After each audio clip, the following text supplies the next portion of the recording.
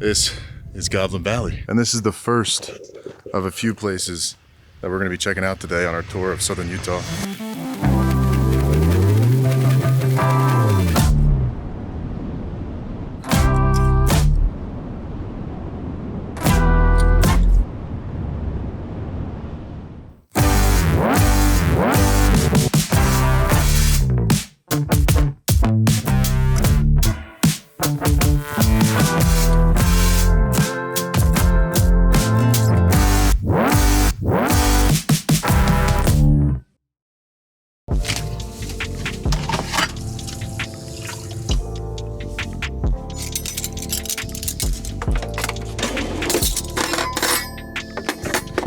Somebody had a little mishap with the Q-tips falling out of the cabinet into the sink while I was driving. So last night we slept out at a gas station nearby and pulled over to this random grocery store parking lot this morning to pick up Savannah some medicine. She's feeling a little bit under the weather today. I got the dishes done. And now, hopefully that oil change place is open because I gotta get an oil change before we hit the road. Do we get to stay in here while we do it? I think so, yeah. She's making fun of my hood. She thinks it's small. I mean, look at it. Compared to the size of this thing. That's ridiculous. I never thought about it, but it is pretty so tiny. Tiny. Oil change done. Got her running nicely again. If you watched my last video, we're a lot farther south, up in Wyoming and Montana, and now we're down in southern Utah because we kind of wanted to get out of the cold because Sav wasn't feeling too good.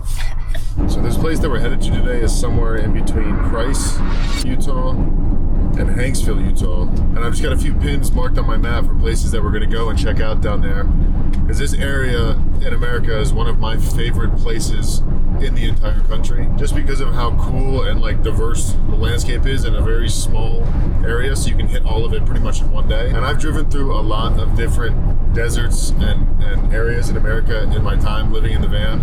And this is definitely the coolest and the weirdest spot that you could probably find anywhere in the world.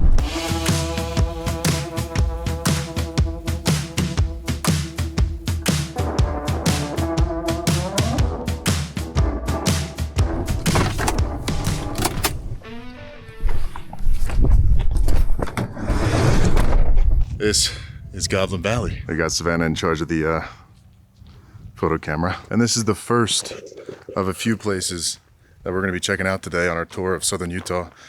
And probably one of hundreds, if not thousands, of just alien type landscape that you'll find out here. It's just one of the most interesting places, I think, on planet Earth. So currently we're walking amongst these hoodoo structures that you can see all around me that everybody calls goblins for obvious reason. They kind of look like little goblins. But in actuality, they're sandstone from the Jurassic period 170 million years ago. And in the 1920s, a guy named Arthur Chafin stumbled across this place while he was looking for a route between towns. And back then it was called Mushroom Valley because in a lot of ways, these rock structures kind of look like little mushrooms, little rock mushrooms jutting out from the landscape.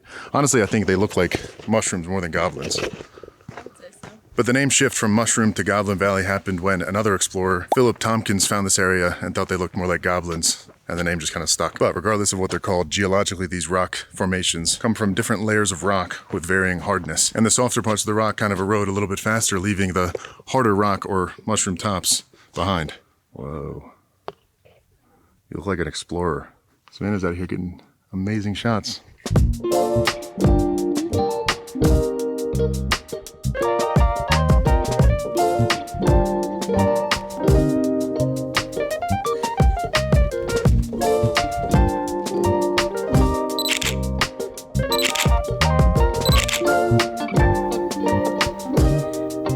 Spot we're going to is supposed to be just as weird, if not even weirder than the spot we were just at. It's these weird red, white, and blue hills in the middle of nowhere in the desert, about an hour south of here. Kind of like Mars and the Martian terrain.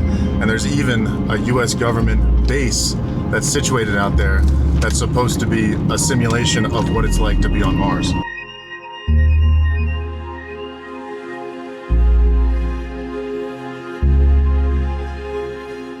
So this is Cow Dung Road. Yeah, that's actually what it's called. But it's gonna take us back to those Bennonite Hills, supposedly. I've never been here before. I've been to Hanksville a lot of times, but I've never traveled back into like the wilderness back here where a lot of the cool stuff is. So this is the first for me and a first for Sav. Oh, it is getting a little bit worse for where. Yeah. Hold on. So quick pit stop before we go out to the Bennonite Hills. This area right here, which unfortunately I can't go back into, which makes me kind of sad because I would love to go back there and see it. But you can see the cars of the researchers back there, but you can't go any further than we are right now. But this is the Mars Desert Research Facility, which is a pretty cool spot, especially for me since I love space and science and that kind of stuff. But I'll put up some pictures and some images of it, tell you guys about it while we drive to the hills. It was built in the early 2000s with its first field season in 2001 out here in the desert because of how similar the landscape out here is to the actual surface of Mars. It's owned and operated by the Mars Society, and it's one of the world's major Mars-like analog habitats where they go out and simulate what it's like to be on Mars. But there's actually a viewing point of the station from up here.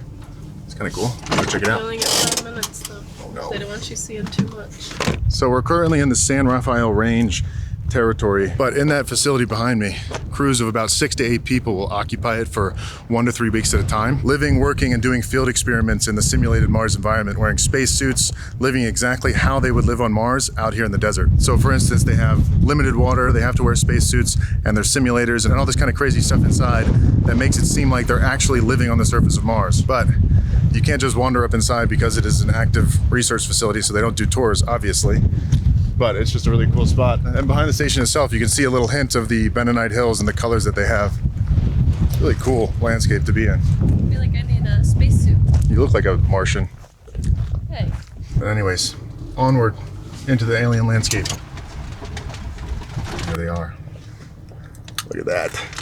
That is so cool. So these are the Bentonite Hills, which I've been saying and haven't really explained. But honestly, if you ask me, it's probably one of the more alien looking landscapes that I've ever seen in my life, and that's probably out here in Utah. But everything you're seeing, the weird rolling hills, the colors, the lack of vegetation, basically nothing alive out here whatsoever, all starts way back in the late Jurassic period. And back then, about 140 million years ago, this place was a low-lying swamp or a shallow lake with mud, silt, fine sand, and volcanic ash spread out throughout the region. And they were all deposited on top of one another, creating these colors. And the volcanic ash is the key, because over time it turned into what is now called bentonite. And that clay kind of behaves strangely when it gets wet. It swells and becomes thick, and then when it gets dry, it cracks. And that's kind of the reason these hills look like they're melting in some places and puffed up in others. And when you're looking around and you're seeing the colors, the grays, the reds, the purples, that comes from the mineral content that's within the rocks. Iron oxides, manganese, volcanic minerals that then have been deposited and layered on top of one another, creating these hills. So I'm glad I came back here on a dry day, because this mud turns into a slick wasteland when it's rainy. It's nice and dry right now, so it's hard and compact. But one little human touch fact about this area is it's all BLM land, which is a good thing, because that means it's Bureau of Land Management owned land and not some developed park. So you just get the raw landscape. No paved roads, just cow dung road. It's crazy, even up here, you can just see how much redder this is than down there.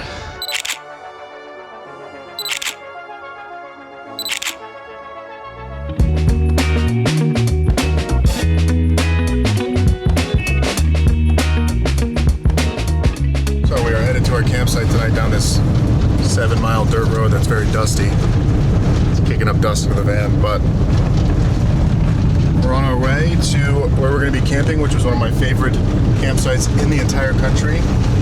We were going to stop one more stop on the way here, but we couldn't find it. There was like a bunch of washed out dirt roads, and I couldn't tell which one was which, and I just didn't want to get stuck, so we ended up not driving down it. But one last little stop before we get to camp is Factory Butte, which is that butte way out there in the distance. So we're making a quick pit stop, let the van air out a little bit, get rid of some of that dust. But this is Factory Butte. You can't really see it in the sunset. I'll pull up some pictures or some other footage from online that I can find. And it's just basically this really cool rock formation that just juts out from the landscape very dramatically. And it's called Factory Butte because it kind of looks like a factory with the stark rise and then the flat top. Can't really see it that well from here. I'm not gonna drive up closer right now because we want to get to camp and just be set up. This spot that we're driving to, that's miles out here in pretty much the middle of nowhere in the desert. It's somewhere I've been to before on this channel. It's my favorite camping spot that I think I've ever been to of all time. And I only felt it fitting to come here to Savannah. And it's so crazy because it doesn't look like we're driving up to much right now, just kind of like an empty field in the desert. But then you get up there and it just drops off into a sheer cliff and it looks like you're overlooking a completely different planet than we're on right now. This is it. Look at that view. That'll be better once we get out of the car, but I'm gonna pull up to the front, the top up here. Got a couple other van lifers up here with us. Get out of here. This is my campsite. But before we get all set up and everything, we gotta get the van all shaken out because it is covered in a fine layer of dust. And then we'll show you this crazy campsite we're at. Okay, I actually decided to move so we can open our back doors to that. Ew. I went all right back in the van. Why don't you take the blanket off, maybe?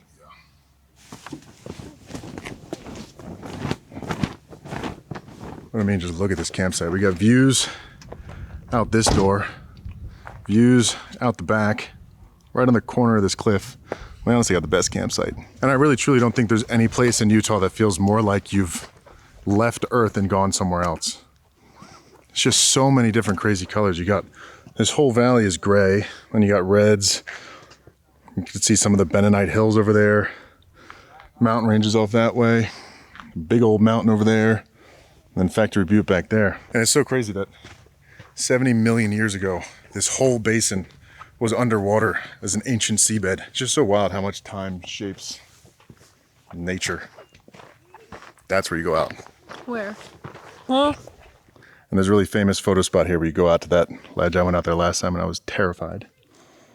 You want to go out there? I'll do it. Okay. People go out there all the time to take photos as long as you don't trip and fall. Okay, but we know I'm clumsy.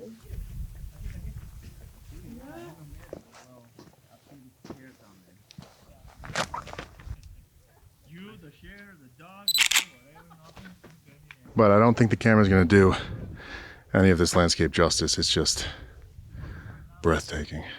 All right, before we do anything else, I think we're going to get the van all cleaned up. It's kind of a mess from those roads we were driving in on. Get that cleaned up. And tonight's dinner is recipe from Sav. Little improvised, but it'll do. I'm excited.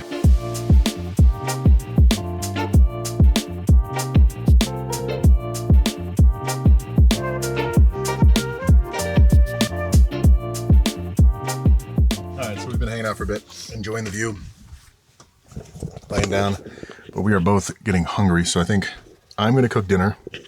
Sav's feeling a little under the weather. It's going to be a Sav sponsored meal, and I'm going to cook it. And what's it called? What are we making? I call it a taco braid. We're making a taco braid. First things first, we brown the meats. What about prepping the ingredients? Do we need to chop anything? You are right in thinking so. I would chop the onion and probably cook the meat with it. Give it some flavor. You should turn it the other way so the camera can see your technique. Oh, that'd be hard to cut. I'm right-handed.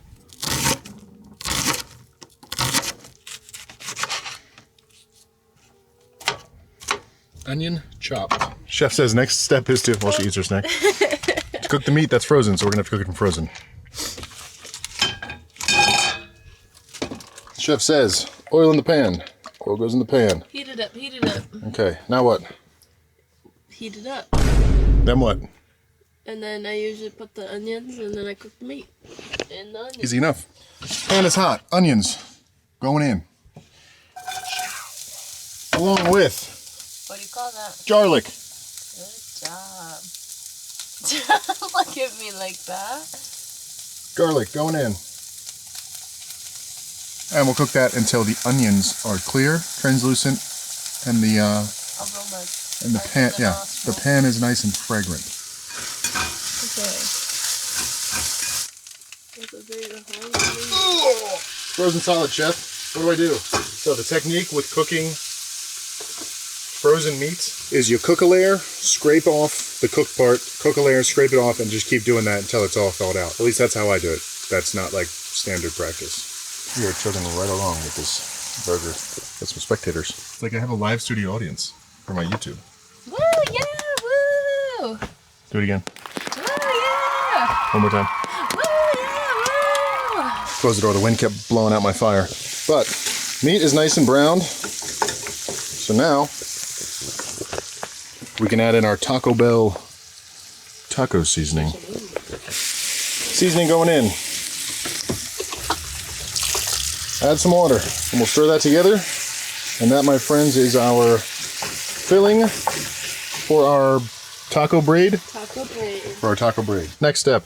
Normally I use croissants, but the little market in the middle of Utah Yep.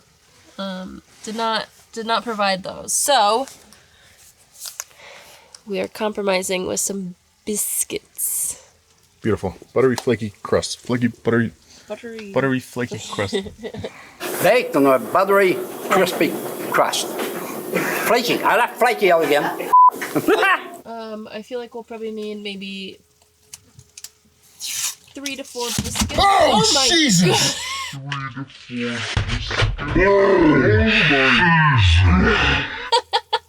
Oh my God! That actually scared the hell out of me. Oh my God! Oh my God. I guess it was pressurized. Chef says we need to mash 4 biscuits together. Wait, I thought you were just mashing them In into an a ball. organized fashion. Okay. I see the vision. Okay. Okay. So then once you get this ready, okay, just give me a second. The meat is gonna go right here. Okay, so meat goes in the center. Okay, and then from here we'll cut strips all the way down each side. Just like so there. Then just And then how deep? Like that deep? Well, you just want enough to have meat in the middle. Okay, so we'll go there. We can And always cut it'll more. always stretch too. So about there? Sure. There's no right or wrong, really. There is a right or wrong. I mean, it'll all work out. Okay, well, same thing on this side? Same on that side. That is gorgeous. Now meat goes in the middle. Meat goes in the middle. Take a little bit of that. Don't want to overfill it, but definitely put enough in there.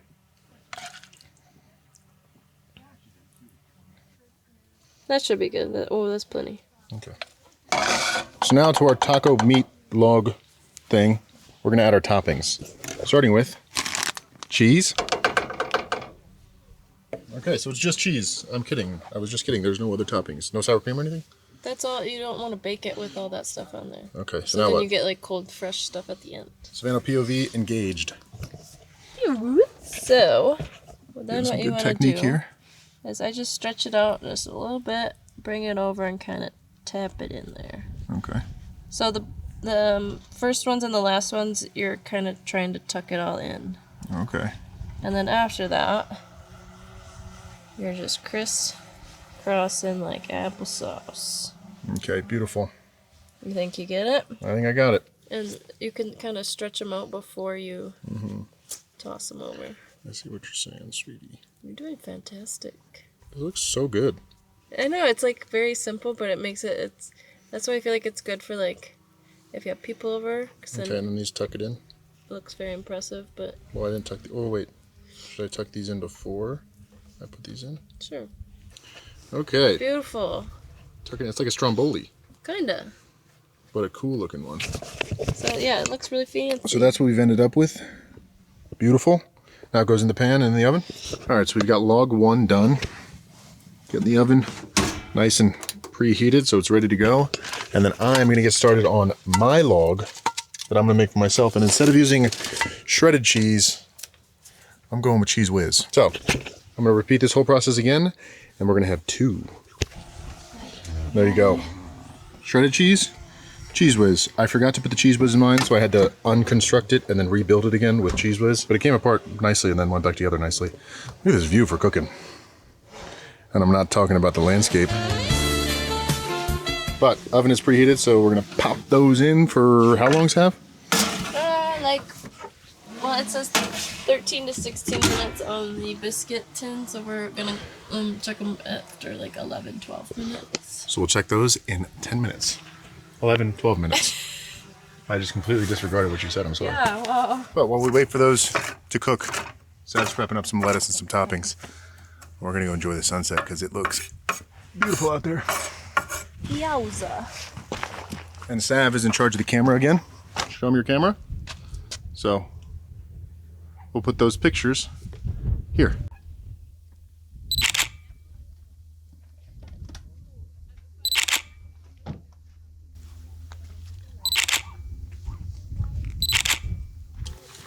It's been about 10 minutes. Ooh. Nice and golden brown. What do you think, longer or is that good? You're the chef. I like mine a little underdone. So like that? Yeah. Okay. And both of our taco braids are finito. Beautiful! Look at those. Look at them. I'm actually starving too, so this is gonna be good. Also, really sad news in the Ryan Toomey van life world. I lost everything. Sav thinks it's funny. No, I don't. I really don't. So if you guys watched the video where me and Savannah were in the Tetons, I had my chairs and my table and everything set up for us. And we left super early in the morning and just didn't think about it. And I left both of my chairs and my table at my campsite in the Grand Tetons. So if you will go to the Teton mountain range, you stay in the campsite that me and Savannah stayed in, You get free Ryan Toomey merch. and you find 2 chairs and a table, they're yours to keep. But let's eat. Okay. We're gonna eat in bed because I don't have a chair or tables. You wanna come sit out here? Get with it, get with it. Look at the view. Oh my God, this looks so good, Sav. What? How is it? I'm just waiting for Oh, it's your delicious. reaction. It was so good. I think it's delicious. Can't go wrong with meat, cheese, and buttery, flaky crust. Honestly, the Cheese Whiz is pretty good though. Is it? Yeah. It's very cheesy.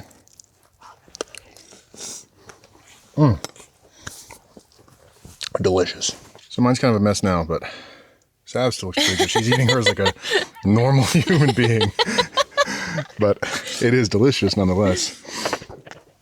Look at that, dinner with a view.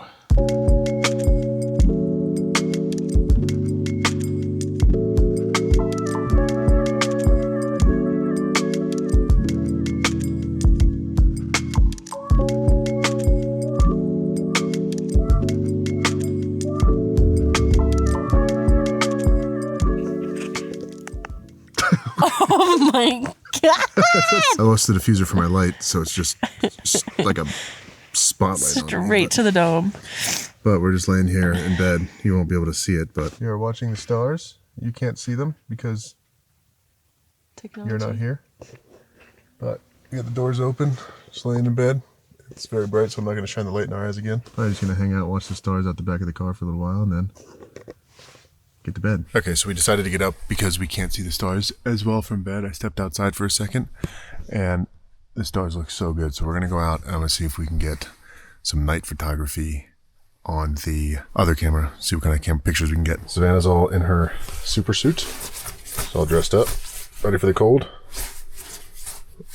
You look good.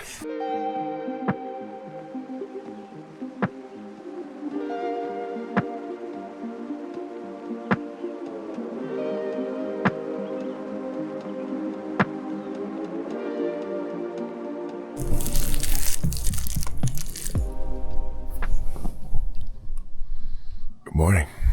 Waking up today with one of probably the coolest sunrises and sunrise viewing spots. Laying in bed, watching the sunrise over the horizon. It's pretty crazy.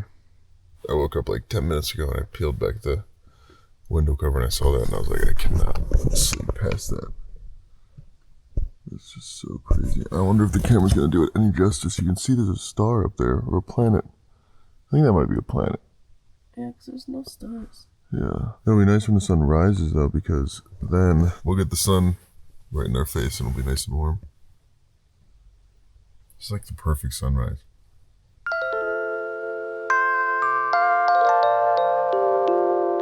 I mean, Is this place open?